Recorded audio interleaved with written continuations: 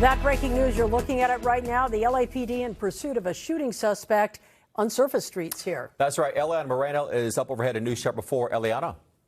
And this is in the area of West Athens, Western and 125th Street. It's the LAPD Southeast Division that is in pursuit of a possible shooting suspect in a dark-colored Ford Fusion, wanted in connection with a shooting that took place last year in November. At this point, I'm waiting to get confirmation on what happened to the victim in all of this, but it's a chase that we first heard about in the area of Figueroa and Imperial Highway, and this suspect has been on surface streets ever since in the Hawthorne area, South Los Angeles, and Gardena, but continuing here Western and 132nd with LAPD in pursuit. Now, do we think there's only one person in the car here? I did hear on the scanner, Colleen, and of course that's all preliminary information, that there is a front passenger. And that passenger for a time had his or her window down. They were seen throwing something out of the vehicle. And of course, when that happens, LAPD is quick to try to retrieve whatever that was. Sometimes it's something completely insignificant, but of course, in a situation like this where this person is wanted for a shooting, it could be something more. So of course, they want to retrieve anything that comes out of this vehicle. And at this point, unknown whether these suspects are still armed. Eliana, we just saw the airship pass by our camera here. We see the ground unit. What are we talking in terms of number of ground units? In terms of ground units, I can widen out enough to see about 6 vehicles behind the pursuit, Michael, but there could actually be a little bit more beyond that. But we know it's at least 6 units of the LAPD Southeast Division in pursuit, along with 2 airships overhead from the LAPD. So that just goes to tell you how bad they want to get this guy. Again, wanted for a possible shooting back in November, and just made the turn here, Rosecrans at St. Andrews and into the Gardena area. George, it's on my side. Eliana, do we have any idea what triggered this pursuit here? I mean, obviously, they know there's a suspect in there they're looking for, but was there some reason? Had they been following? Was there surveillance? Yeah, that's an excellent question, because considering that the shooting happened back in November, it's been quite some time, and likely they've been surveilling this individual and looking for the right opportunity to take them into custody. And it was at around 3 o'clock or so, a little bit after that, that they spotted this vehicle that they thought had been associated with this individual in some way. It's unclear if the vehicle was used during the shooting, and that's how they were able to tie 2 and 2 together, or if they knew that this individual had just gotten into this car. So there's still a lot of questions that we have, of course, but we are now currently on Van Ness Avenue. It's still LAPD in pursuit. It's been them the entire time. At no point has this chase gotten on the freeway to where the CHP could take over. So as long as he stays on surface streets, it looks like the LAPD is content with staying behind this suspect and above with, again, 2 police helicopters overhead. Eliana, you had eyes on this chase before we did here. Characterize the driver's, speeds on the road, as driving habits, abilities. How would you characterize it? Yeah, it's definitely gotten worse, Michael, because when we first arrived overhead, it wasn't really anything out of the ordinary. He was kind of going with the flow of traffic, nothing too crazy. But I have noticed here within the last few minutes that his driving has gotten a little bit more erratic, whereas before, where he wasn't running through red lights at intersections, he just blew one right there. So it does seem that this driver is getting increasingly more desperate as the chase continues here, but we are again still roughly in the same area that we've been this entire time, which leads me to believe that this driver is likely very familiar with this Gardena, Hawthorne, Inglewood area, because we really haven't left this pocket of the city as he runs yet another red light here onto Crenshaw Boulevard. Eliana, as we continue to look at this and we look at the speeds here, a lot of people might be thinking, wow, why not a pit maneuver? But there are many, many reasons, among them the fact they don't know if he's armed or not, correct? Exactly. Whenever there's a possibility that the suspect could be armed, officers will be very hesitant and will likely not even get permission from their watch commander to perform a pit maneuver, because you wouldn't want to put those officers in a situation where there could be nose to nose, hood to hood with an individual who is possibly armed and who has used a weapon before against a person. Again, we see him getting here on looks like a sidewalk area here, coming through a what looks like a strip mall, perhaps. So just kind of zigzagging his way here through town. Again, this leads me to believe he's pretty familiar with this because it's hard to believe you could cut through lots like this and not know that there's going to be an exit on the other side. And we have also seen him go down alleyways, and it was very similar, where you'd be guessing if there was a way out of this alley, but somehow this driver, he's known, he knew that he could enter the alley on one end and that there would be an exit for him on the other. And at this point, just continues to evade police here on Rosecrans Avenue. In fact, that is the second time we've seen it since we've started airing the chase here. Again, we are establishing or trying to reestablish here Eliana shot. There we have it once again. Eliana, give us some coordinates here. Where are you? We're in Inglewood, so we're off of Rosecrans and Yukon, and we've been at this intersection 3 times before, which again leads me to believe that this driver is staying in his part of town. He knows these streets well and is figuring that if he can just stay in an area that is familiar to him, he has a better opportunity of getting away. And we often see that with police pursuits, where drivers tend to stay in an area that is familiar to them, so they won't drive themselves into a dead end. And of course, they always have the opportunity to drive into a parking structure that they know well, or even to ditch the vehicle and then run into their home or a friend's home. So I would venture to say that this driver is very familiar here with the Gardena, Inglewood area. Ileana, this appears to be a very commercial area as he navigates the intersection there. How far away are we from SoFi Stadium and or LAX? Because you have to contend with that airspace out there. Yeah, exactly. So we had a little bit of an issue getting to the pursuit because of it initially. But now that we're here, we're actually a lot closer to the South Bay curve. So we're closer to the 405 freeway. We're not far from the 105, though. It's just to our north. But at this point, it doesn't seem like this driver is in any way itching to get onto any of our freeways. But if he were to change his mind here, he does have that option. We're not far from the 405, as I said. He'd kind of have to work his way a little bit to get to the 110, but the 105 also not far for us at this point.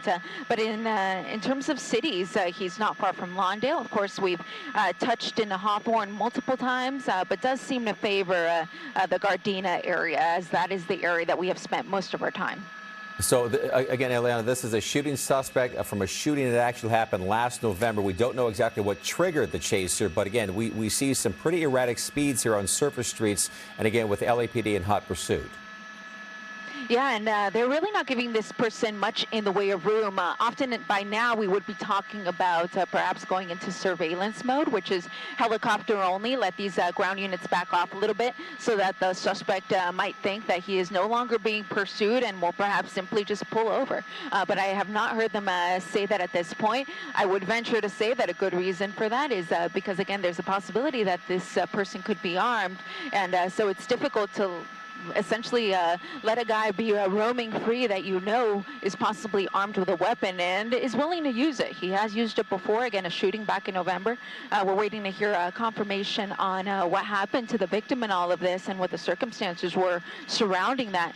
But it was this afternoon at around about an hour ago now that the LAPD Southeast Division officers spotted this vehicle. They tried to pull it over. They were following it for a long time, which following is always what precedes a pursuit. They followed it for a very long time until eventually they went into full pursuit mode with multiple units behind the vehicle. In fact, I'll count them right now. Yeah, I'm going to say I'd say it's about 10 units now behind this individual and, of course, the airship overhead. That was one of the first times we saw him venture into a residential area. Now he's back in a commercial area. What street is this? Yeah, this is Crenshaw, and we've been here multiple times before, Colleen. So again, an area that I think this person knows well. I'd say this is probably the 3rd or 4th time that we've been on Crenshaw, which is, of course, a major that runs here through the area, north-south. But coming up to a red, let's see what he does. He's just going to turn. So going to make that left-hand turn onto Rosecrans, another street that he seems to know well because we've been here multiple times as well. But just thinking back to that moment here where he went through that residential neighborhood, neighborhood. I actually did see the driver lower his window and stick his hand out. There were a few people standing there on the sidewalk.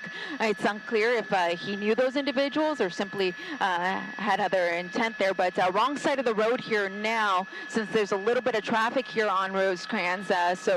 Rosecrans Avenue, and going to make that first immediate left into a residential neighborhood.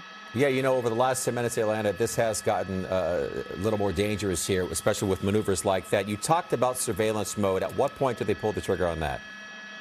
Usually, I think they would have done it by now, Michael, considering how long they've been chasing this guy now, almost an hour, and his driving really hasn't changed. It hasn't gotten any better. It's only gotten worse. So typically by now, they would have been talking about surveillance mode, which again is helicopter only. You pull the units off. You don't have them leave the area completely, but you have them back off enough to make it seem that the person is no longer being pursued, and then hopefully they'll just simply pull over, or they'll start to drive a little bit more calmly. I think the reason they're not doing surveillance mode, though, is because, again, this person may potentially be armed. I can't help but notice how close that black and white is to this car. Typically, when you see a pursuit driver pull on the wrong side of a road, you know, the law enforcement takes the correct side. This guy is on his bumper, what, 3-4 car lengths behind him? Yeah, that guy is not leaving much room there for the Holy Spirit. The officer right on his tail as he continues to zigzag his way here through town, which is, as you said, it's not very typical. Normally, the LAPD unit would go the correct way when the suspect goes the wrong way. But I think they just really want to get this guy. They don't want to give this guy any opportunity to dodge police in any way, which would be very difficult to do with 2 helicopters overhead and what looks to be at least 10 units here of the Los Angeles Police Department. And again, we're not in their jurisdiction. We're actually in Inglewood. Inglewood has its own police department. So you would venture to say, well, why don't they get involved? They can if they want to, but at this point, the LAPD is not relinquishing it to anybody else. They want to get whoever is in this vehicle, so they're going to stay on it as long as they have to, even if it means that they're venturing into neighboring jurisdictions now. But again, that officer really not giving this guy much in the way of room as he continues to zigzag here through a residential neighborhood on Cimarron Avenue. Yeah, what's different about this particular neighborhood, there aren't any speed bumps. So the officers, they're contending with the speed bumps, the high speeds, and those narrowly dense neighborhood streets as well, Eliana. Yeah, a very busy part of the city here, Hawthorne, Gardena area, and you can see that he's now on a bigger street. This is going to be El Segundo Boulevard, and a couple of people there standing outside of this apartment complex. Unclear if they just heard about this pursuit and that's why they came out to see it, or if they know this individual in any way, because you'll notice the passenger window is actually down now. So that's interesting. You wonder if they pulled it down to get a better look at whoever was standing there, but you can kind of see the person there. I see them wearing what looks to be a white T-shirt, and again, we do think that there's 2 people in the vehicle. I have heard them say that over the police scanner. But of course, there's always the possibility that they could have pulled over at some point and dropped the passenger off. But it does appear to me that there's still potentially 2 people inside. And frankly, we don't know if it's the driver or the passenger who may be wanted for that shooting in November, correct?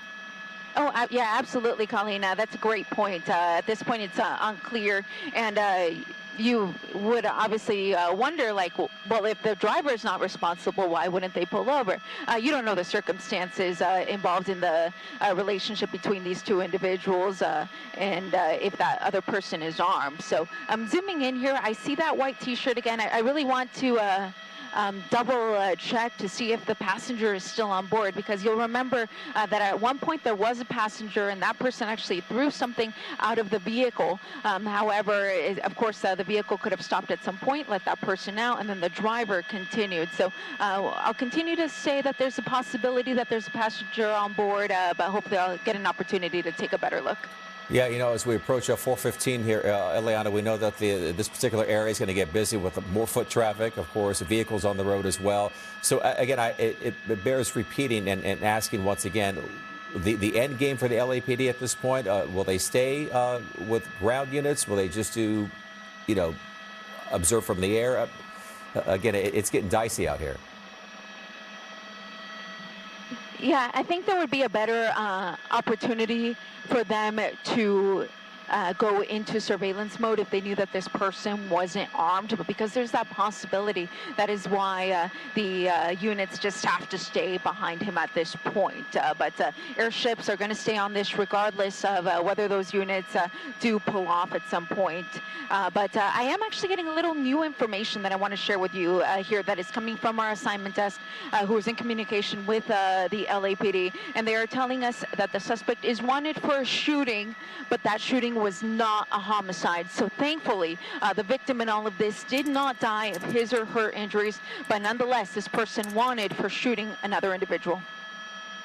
Michael, Ileana, as I look at this, especially when he was in the residential area, it almost looked like he was looking for a place to land or stop there. Telemundo, go ahead.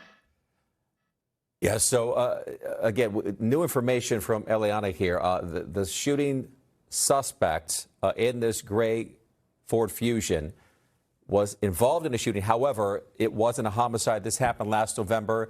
LAPD in hot pursuit. We counted, 9, 10 ground units behind. There are 2 airships. And Colin, you mentioned here the lead car here, the lead SUV, sticking pretty tightly to the tail of this car. Yeah, I mean, this may be the closest we've seen. He's about 2-3 car lengths, but he's never been any more than 4 or 5 car lengths behind him. Again, as you point out, this is the LAPD. This is a suspect. We believe there are at least 2 people in the car, a passenger and a driver. Not sure which one is the suspect here, who may be wanted for a shooting that happened in November.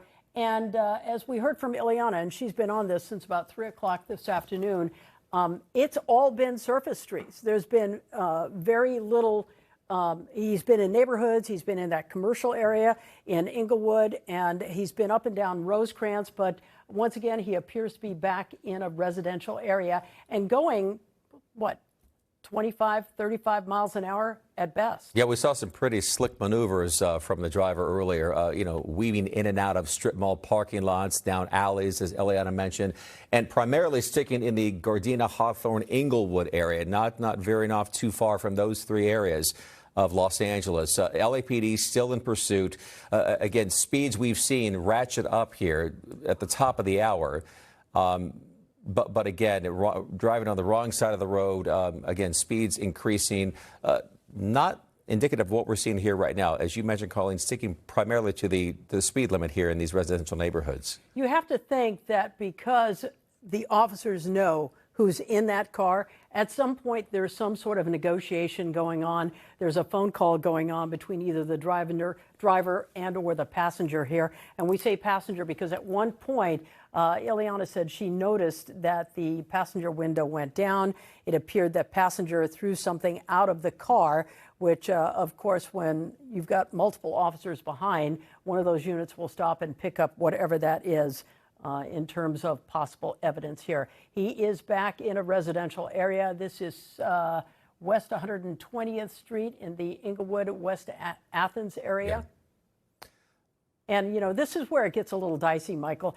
Oh, he pulls up to an intersection here. Even if he has a red light, he tends to barrel right through. That is the one moment we've seen him hesitate here, and it's because he had oncoming traffic. Yeah, more of a conscious move here this time around, but we've seen several close calls early on in our coverage. And it bears mentioning, once again, the LAPD not really letting up that lead SUV 2 to 3 car lengths behind. And you mentioned prior to this, Colleen, the pit maneuver and when to use it, when not to use it. And some of the unknowns at this point, is someone armed inside of that vehicle right now? We know what this person is wanted for. And again, but the conditions need to be pristine. They need to be perfect. They do. And, you look at the speeds here, and the speeds anywhere from 25 to, let's say, 42, 45 miles an hour. Those are good speeds for a pit maneuver. The size of the car, this is a Ford Fusion, so it's not a big car. Definitely smaller than those SUVs being driven by the LAPD. So that seems to be perfect. But when you don't know what is inside that car and the suspect, who is either the passenger or the driver, is wanted for a shooting in November, that means you can't use any of those pit maneuver methods or procedures. Also, this guy's been driving around, and while he seems to be staying in the same neighborhood, you can't really get ahead of him because you don't know where he's going, so you can't lay out a spike strip. Again, making a left turn here on this is a Haas Avenue. That almost looks like a parking lot. Through a, is it an actual street? Or I thought it was a parking lot, but it looks like it might be an alley here at this point, which is similar to what we've seen before. And again, we talk about these densely populated streets, many of them that have speed bumps. Yeah, pulling out here and making a right. Again, LAPD sticking to the tail of that car at this point. 9 to 10 units behind with 2 airships overhead. You know, we talk about time, and really, the LAPD, you know, I look at the car behind him. He almost pulls up like he's speeding up, getting ready to execute a pit maneuver, and then he just sort of backs off a little bit. It's typically what happens. They stay very, very close, and then they execute. But as we pointed out, they're not sure if a person in that car is armed. It is 4:21. We have had this pursuit since the top of the 4 o'clock newscast. LAPD has been in pursuit well over an hour at this point. And again, more speed bumps. Back to a residential area. Back to a residential area. It might be one of the same areas that he's already been down. But again, those speed bumps, the LAPD, as you mentioned, yeah, it looks as if he's going to pull up behind it. Well, he almost gets that sort of menacing where he steps on the gas and he steps up. So you see him in your rearview mirror, but then he backs off just a little bit. Yeah, they're on Daphne. And this would be a perfect place because there are very few other cars except parked cars. And you do see a few people standing out on the street. And we've seen that. Many people who have obviously know what's happening, popping out and again, watching from the sidelines here as this driver at any given time can, ratchet the speeds up to 50, 60 miles per hour. Right now, about 20, 25 miles per hour through these residential neighborhoods. But again, another tight street he goes down here, half commercial, half residential. And LAPD sticking to the rear of the car. We have with us on the phone right now Ryan Railsback, retired police officer. Ryan, are you with us? I sure am. Okay, tell us what you see when you see this, especially when we look and we see all these people standing out. Do you think this is a neighborhood he's very familiar with? Well, usually when the suspect, the driver, keeps, just kind of staying in the same area, they are familiar with it. Whether they live there, they frequent there. It kind of gives the impression that whoever's driving seems to know where they're at. Do you see the picture now? He's stopping. Oh. So that Ford Fusion is stopped. He seems to be in an alleyway between apartment buildings there. Talk us through what's going on with the officers. Well, if he's still in the car, now they're looking at their high-risk stop tactics. They want to make sure that not only are they going to be safe themselves, they want to keep everybody who might be around, any bystanders, any of the residents safe, but they also want to keep the occupants of the vehicle safe as well. They want to make sure that everybody comes out, hands up. You're going to watch them, as we've seen it many times before, certain ways that they're going to call them out aside of the vehicle to just make sure that this can be as safe as those officers can make it, especially for the suspects. The last thing officers want to do is get in some type of force options situation here. They just want them to peacefully surrender. I would really like to know the psychology behind all of this, simply because he has been being pursued by the LAPD for well over an hour, then suddenly just stops in an alley, just stops and surrenders. Sometimes it's just random. Sometimes, that pursuit, maybe it got to him. Maybe he's finally convinced himself that he needs to give up. Ryan, we're going to stop you for just a second because he is giving up. We're going to go back to Ileana Moreno in News Chopper 4. Ileana, where are we? And we can see he's moved away from the car. And that's exactly what LAPD officers are asking him to do, Colleen. Get away from the vehicle because, of course, they don't know what's inside of that car. So they're trying to get this individual as far as possible.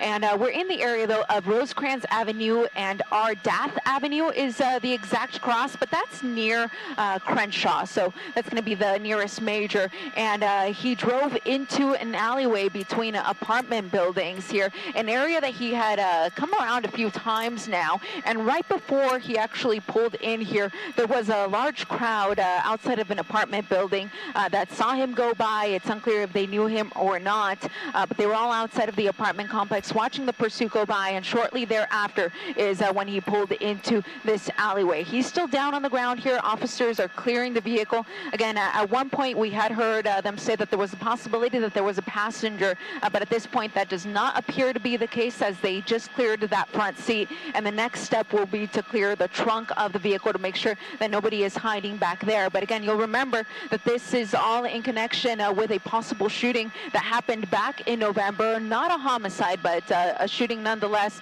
LAPD officers chased this guy for over an hour here through the streets of South Los Angeles, Hawthorne, and Gardena, where it has now come to termination, but they're still going to work on taking this individual into custody.